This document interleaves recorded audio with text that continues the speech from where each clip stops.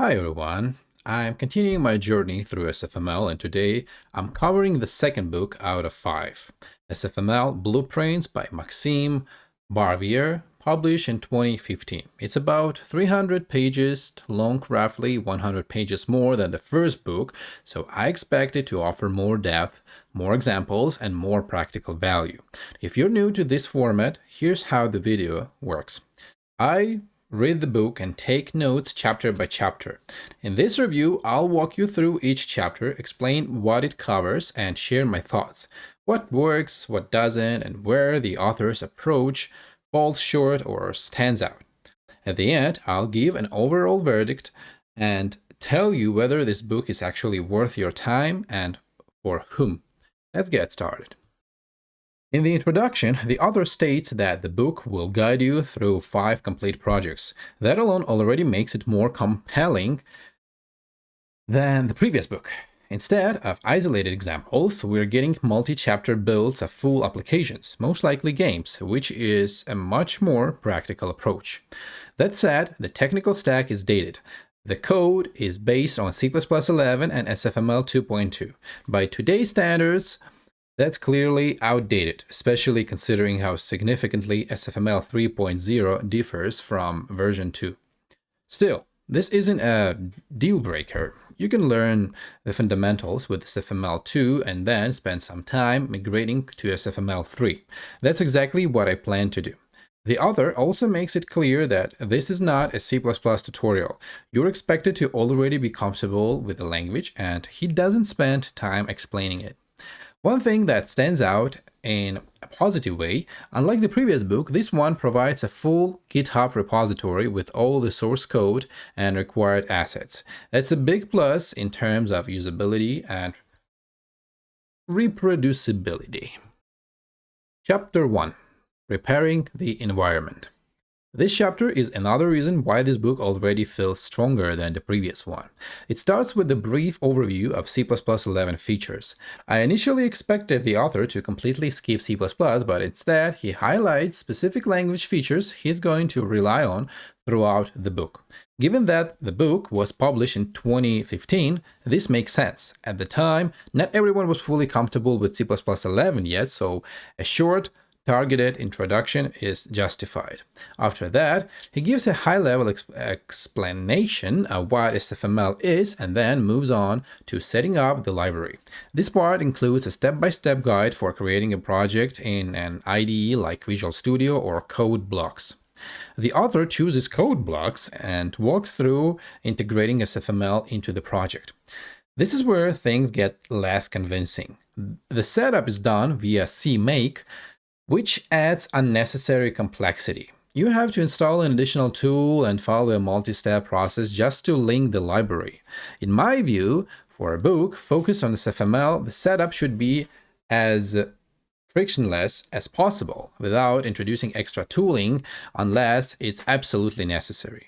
If I were structuring this, I'd assume the reader already knows basic C++ and has used a mainstream IDE, preferably Visual Studio, and I'd keep the setup minimal and direct. So my recommendation, don't overcomplicate this part. The goal of this chapter is simply to get SFML working. There are much simpler ways to do that, and the author arguably makes it harder than it needs to be. That said, credit where it's due. First, the setup process is covered at all, which is important. Second, the chapter includes plenty of clear, colored screenshots showing exactly where to click, which makes it easier to follow despite the complexity. Overall, it's a decent introductory chapter. If you already know how to set up SFML, you can safely skip it. Chapter 2. General Game Architecture, User Inputs, and Resource Management.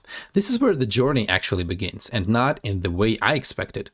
I thought the author would introduce SFML step by step, class by class, through small examples. Instead, he immediately shifts focus to overall game architecture. To be fair, the introduction to the game loop is solid. He explains what it is, how it works, and what steps it consists of. No issues there. But right after that, he presents a gain class that implements everything: event handling, update logic, rendering. And from the very start, the code includes unfamiliar SFML classes like render window and circle shape without properly explaining them.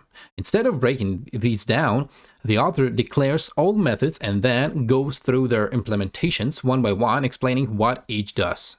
Throughout the chapter, he also briefly introduces C++11 features as they appear in the code, keywords like delete and default. These explanations are short and contextual, which is fine, but it quickly becomes clear.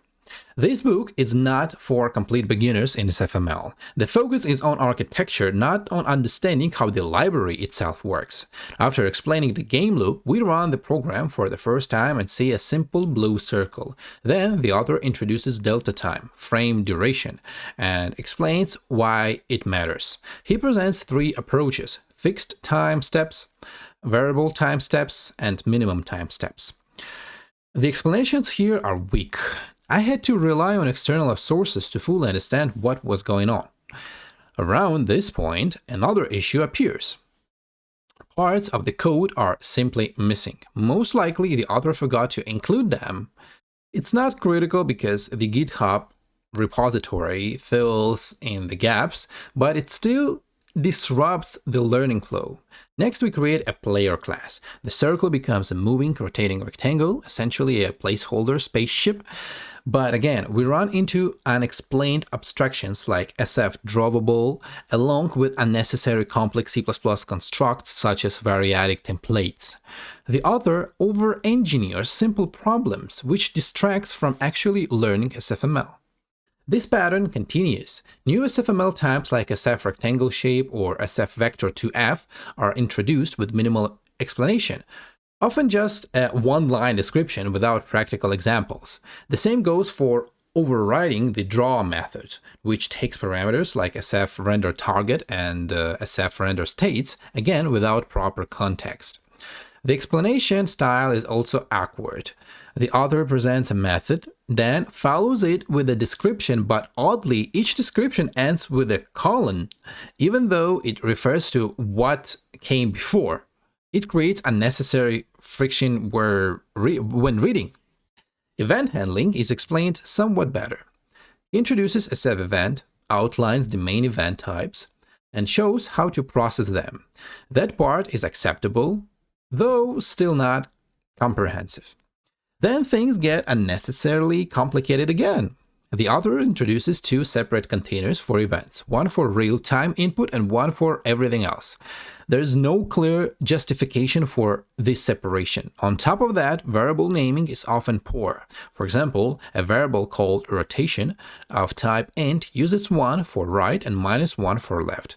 This isn't explained clearly. You have to infer it from the code. At this point, the intent to build clean architecture starts to clash with basic clarity. The abstractions become heavier, but the fundamentals remain under-explained. It gets worse. We're introduced to an action class, which represents input actions, key presses, releases, and real-time input. The concept is poorly explained, and the implementation raises more questions than answers. Then comes action target, which objects must inherit from to support actions. Then action map, which stores mapping between actions and functions. So now we have three interconnected classes managing input, all introduced at once with limited explanation. The immediate question is, why do we need all this just to move a rectangle? This should have been introduced incrementally. Start simple, then evolve into a more abstract solution. Instead, we jump straight into a mini-engine design in Chapter 2. After that, the author asks us to modify existing code, often without clearly indicating what exactly needs to change. There are no line numbers, and instructions can be vague, like remove everything related to input handling, without specifying identifiers. This forces you to either guess or check the GitHub repository, which often only shows the final state of the chapter. Eventually, after integrating all these systems, we get a moving rectangle. Then the focus abruptly shifts to resource management. SFML resources, textures, fonts, sounds, shaders are introduced, all sharing similar loading interfaces like load from file. Instead of demonstrating how to use each resource type individually, the author immediately builds a generic resource manager using templates, std unordered map, and smart pointers. From an architectural standpoint, this is a solid solution, but for someone new to SFML, it's overwhelming. At this point, it's clear this book should not be your first exposure to the library. We then replace the rectangle with a textured spaceship and briefly covers the RAI idiom. Resource acquisition is initialization. The resource manager is implemented as a template class with a specialization for music because it uses open from file instead of load from file. This part is well designed, but the code organization is questionable. The separation between declarations and implementations feels unnecessary given to the size of the methods. A simple configuration system is added to store resources and input bindings. Nothing particularly complex here. By the end of the chapter, we finally have a spaceship flying around a black background, but getting there required a disproportionate amount of code and effort. Personally, I ran into multiple compilation issues while following along, which forced me to rely heavily on GitHub code and even refactor parts of it, especially naming, which I found inconsistent and unclear. Overall, I didn't like this chapter. For experienced SFML users, it can be valuable from an architectural perspective. It shows how to wrap the library into more structured systems. But for beginners, this is overwhelming and unnecessarily complicated. Frankly, it's a poor entry point. Chapter 3. Making an entire 2D game. This chapter wraps up the first game and then moves on to building a second one. First, the author expands the Arkanoid-style project by introducing a hierarchy of entities: entity, enemy, player, ship, meteor, and so on. On paper, this looks like a step in the right direction. There is at least some structure, and responsibilities are split across multiple classes, but the execution is rough. Following along is difficult because the author constantly jumps between different parts of the code, making it hard to understand how everything fits together. As for the architecture itself, it exists, which is already better than nothing, but it's far from solid, even at this level. Some design decisions feel arbitrary. For example, the hyper jump ability is introduced, but it's unclear why. It doesn't add anything particularly meaningful to the gameplay. I managed to assemble the game from the fragmented code provided, but it required extra effort. In the end, I reworked parts of it, using my own experience to make it presentable enough for a portfolio. If you've never built a game using graphics API before, this can still be useful as a first exposure. But as you gain experience, you'll start to see how weak this architecture actually is. That said, this is only half the chapter. In the second half, the author builds another game, a simple Tetris, reusing a similar architectural approach. Many existing files are removed and a few new ones are introduced. The first is a stats class, responsible for game statistics. The implementation is poor. It takes on too many responsibilities and the naming of variables and methods remains unclear and inconsistent. Next is the piece class, representing a Tetris block. Here, the author uses the short type without any clear justification. He also introduces assert and briefly explains its use. One odd detail: each piece has its own internal timer, but the purpose of this design isn't properly explained. At this point, the overall code quality becomes hard to ignore. Formatting and readability are inconsistent, and the focus shifts even further away from SFML toward game-specific logic. Take the Tetris grid as an example. The most straightforward representation would be a 2D array. Instead, the author uses a 1D array and builds convoluted index manipulation logic on top of it. This adds unnecessary complexity without any clear benefit. While following the code, you may even run into compilation errors. On top of that, there's a fairly heavy recursive algorithm introduced at some point, but it's barely explained. So if you actually manage to get this Tetris running by strictly following the book, that's an achievement in itself. Overall, this part of the chapter continues the same pattern. Interesting ideas buried under poor explanations and unnecessarily complicated implementation. Chapter 4. Playing with physics. At this point, the author continues moving further away from SFML. The chapter starts with the theoretical overview of physics engines, what they are, how they differ from graphics engines, and the general idea behind them. Then he states that we'll modify the existing Tetris project so that each piece has its own physics. However, he doesn't clearly explain how this actually improves or meaningfully affects the gameplay. In practice, what we're doing here is integrating the Box2D physics engine into the project. So again, there's nothing new about SFML itself in this chapter. To be fair, learning how to integrate external libraries and connect them within a project is a valuable skill, but the issue is sequencing. I expected the book to first provide a solid understanding of SFML before branching out into additional technologies. The integration process is also poorly guided. There is no clear step-by-step explanation of how to set up Box2D.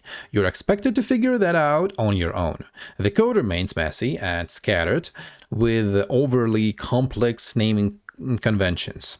On top of that, Box2D itself introduces additional friction due to its dated architecture and sometimes unintuitive API. One positive point. Despite all this, the codebase is at least relatively consistent. If you're willing to put in the effort, you can rewrite and stabilize it, and there is a good chance you'll get the project running. The author also mentions that in the following chapters, he will continue improving this project, mainly focusing on refining its architecture. Chapter 5. Playing with user interfaces. This chapter has a clear split between what works and what doesn't. Starting with the positives, the author introduces the concept of a GUI and builds a custom GUI system on top of the existing Tetris project.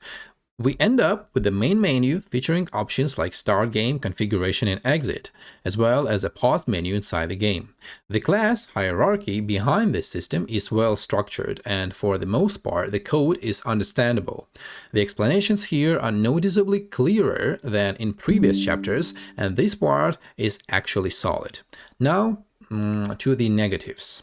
In the second half, the author decides to integrate the SF GUI library to implement a configuration menu. The result is underwhelming. It's essentially just a basic input for selecting a starting level. It feels unnecessary and poorly justified. More importantly, this integration doesn't go far enough. Instead of fully leveraging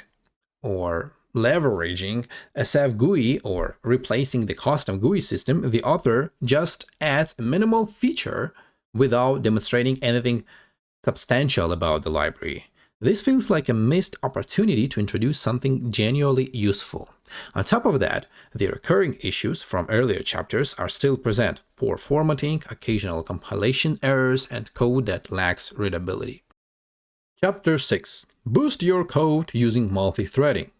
At first glance, this should be a strong topic. Multithreading in games especially valuable for beginners, but the execution is weak from the very start.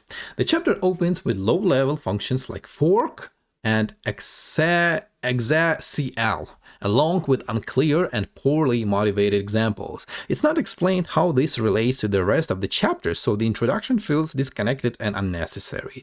It doesn't improve much from there. The author briefly shows both standards threading tools and SFML's threading utilities, but fails to clearly explain why you would use them. Threads and mutexes are introduced almost immediately without building a proper foundation or context. Then the Tetris project is modified to use 2 CPU cores instead of 1. But again, there's no real justification. Why specifically 2 cores? What happens on a single core system? Why not scale to all available cores? These questions are left unanswered. Overall, this chapter feels underdeveloped. The topic has real potential, but the explanations are shallow and the implementation lacks both clarity and purpose. Chapter 7. Building a Real-Time Tower Defense Games from Scratch, Part 1. At the beginning of the book, the author claims there will be 5 complete games. In reality, there are 3. The early chapters build a simple space shooter with a ship and asteroids. The middle focuses on Tetris, and the final chapters introduce an RTS tower defense hybrid. You could stretch these to 5 by counting variations like physics-based Tetris or multiplayer, but in practice, it's 3 distinct projects. The last 2 chapters focus on building that RTS tower defense game. On paper, this sounds interesting, but execution is inconsistent. Let's start with something positive. This is the first time the author properly introduces animations. Up to this point, all objects were visually static. Here, he explains sprite sheets and how to switch between frames to create animation. Since SFML doesn't provide built-in animation systems, he implements his own animation and animated sprite classes. Conceptually, this is useful, but even here, there are issues. For example, he explicitly defines defaulted constructors, default, copy, and move, which is redundant since the compiler would generate them anyway. It raises questions about intent and understanding.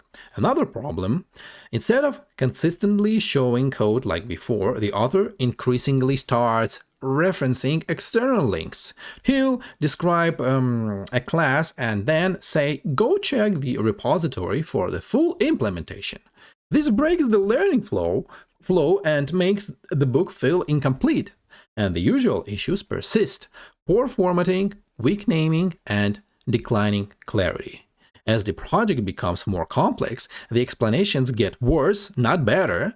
By the end of the chapter, the mental overhead becomes significant. At that point, it's honestly easier to just copy the full code from the repository and reverse engineer it yourself.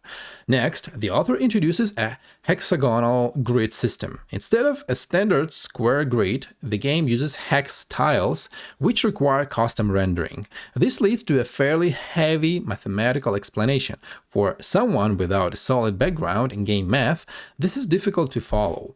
There is no gradual build-up, it jumps straight into complexity. Then comes the layering system. The game is split into multiple render layers: background, static objects, dynamic objects, and so on. This is actually a good idea, and the author implements it using classes like layer and vLayer. But again, there's a critical issue. He explains the child class, layer, without properly showing the parent class, vLayer. Without seeing the base class, it's hard to fully understand the implementation, and the base class isn't even included. You're expected to find it yourself. After that, JSON is introduced for loading game data. This is another genuinely useful concept, but once again, there's no proper introduction. The author jumps straight into using JSON files and parsing them in code without explaining what JSON is or how it works. This assumes prior knowledge that was never stated as a requirement. Then, things escalate further with the introduction of the Entity Component System, ECS. This is a complex architectural pattern and it can be very valuable, even in interviews, but it requires careful, incremental explanation. Instead, the author presents a high-level diagram of the system and then dives into fragmented code, again referring you to the repository for missing pieces. At this point, the approach completely breaks down. Either you fully explain a system or you don't include it at all. Presenting it halfway without complete code or clear reasoning does more harm than good. This is where the cognitive overload peaks. The architecture is unclear, each new class adds more confusion, and the explanations fail to resolve it. Combined with all the recurring issues throughout the book, this becomes extremely difficult to follow. My conclusion here was simple: finish the book, then take the full project from the repository and study it independently, using its external tools to actually understand it. And finally, a smaller but still notable issue: visual design. The GUI text uses an extremely poor font, hard to read and visually unpleasant. Previous stylistic choices were questionable but at least readable. Here, it actively hurts usability. Even if the goal was psychedelic, aesthetic readability should not be sacrificed. That's where this chapter ends. Next, the final chapter adds multiplayer to the project.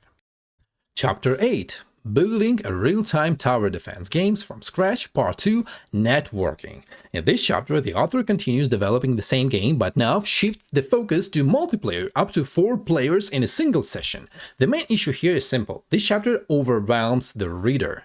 If you don't fully understand the previous chapter, you will almost certainly not understand this one. The author starts once again with theory. He introduces networking concepts, what network programming is, how data is transmitted over a network, and the difference between UDP and TCP.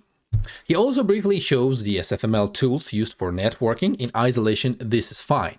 The problem is the transition into practice. Instead of starting with simple, isolated examples like sending a single number between 2 machines, then a structure, then continuous data like mouse coordinates, the author immediately jumps into integrating networking directly into the game. As a result, the learning curve becomes extremely steep.